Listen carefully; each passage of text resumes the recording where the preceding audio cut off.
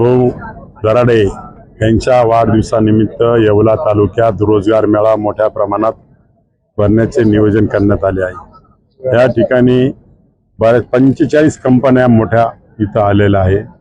Mahindra and Mahindra असेल, Bosch असेल, बऱ्याचशा कंपन्या इथं आलेल्या आहे। आणि ह्या येवला तालुक्याच्या जे विद्यार्थी यांना रोजगार कसा उपलब्ध होईल हा दृष्टिकोन नेहमीच दराडे फॅमिलीने डोळ्यासमोर ठेवलेला आहे। गेल्या 19 वर्षापासून ह्या कॅम्पसमध्ये साधारणतः हजारो विद्यार्थी त्या कॅम्पसमधनं सिलेक्शन झाले। कोणी RTO झालं, कोणी IAS झालं, कोणी IPS झालं, कोणी गव्हर्नमेंट सर्वंट झालं, कोणी BA केलं असेल, कोणी शिक्षक झालंय। अशा प्रत्येकाला संधी मिळण्याचं काम ह्या दराडे परिवाराने दिलंय आणि ते आज कुणाल भाऊच्या रूपाने सिद्ध होत आहे, साकार होत आहे। नमस्कार। आज कुणाल दराडे फाउंडेशन आयोजित या ठिकाणी भव्य रोजगार मेळाव्याचं आयोजन करण्यात आलं आहे। MIT polytechnic and engineering college Yeola Dhanura येथे या भव्य रोजगार मेळाव्याचं आयोजन करण्यात आलं।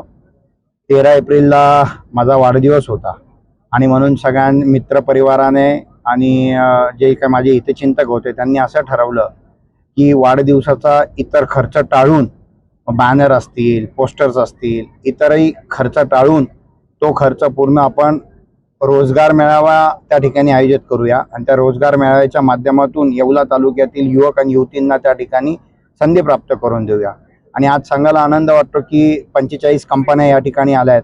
जसं आमदार साहेबांनी आता सांगितलं, रेमंड असेल, महिंद्रा असेल, किर्लोस्कर असेल, बॉश असेल, L&T आहे, वेगवेगळ्या विविध क्षेत्रातल्या कंपन्या, इव्हन तो बँका सुद्धा या ठिकाणी आल्या आहेत, अनेक बँका आल्या आहेत। विविध क्षेत्रातले सगळे लोक या ठिकाणी आले आहेत आणि BCom, BSc, BA, MBA, engineer, diploma, pharmacy झालेल्या सगळ्या युवकांना या ठिकाणी एक प्लॅटफॉर्म उपलब्ध करून दिलेला आहे।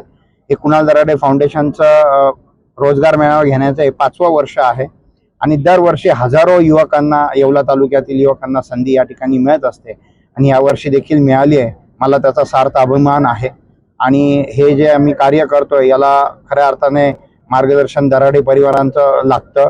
आदरणीय आमदार नरेंद्र भाऊ, आदरणीय आमदार किशोर भाऊ, आमचे रामदास काका असतील, लक्ष्मण काका असतील, या चौघांचे मला नेहमी मार्गदर्शन असतं आणि त्यांची प्रेरणा घेऊनच मी हे कार्य भविष्यात असं करत राहील। धन्यवाद।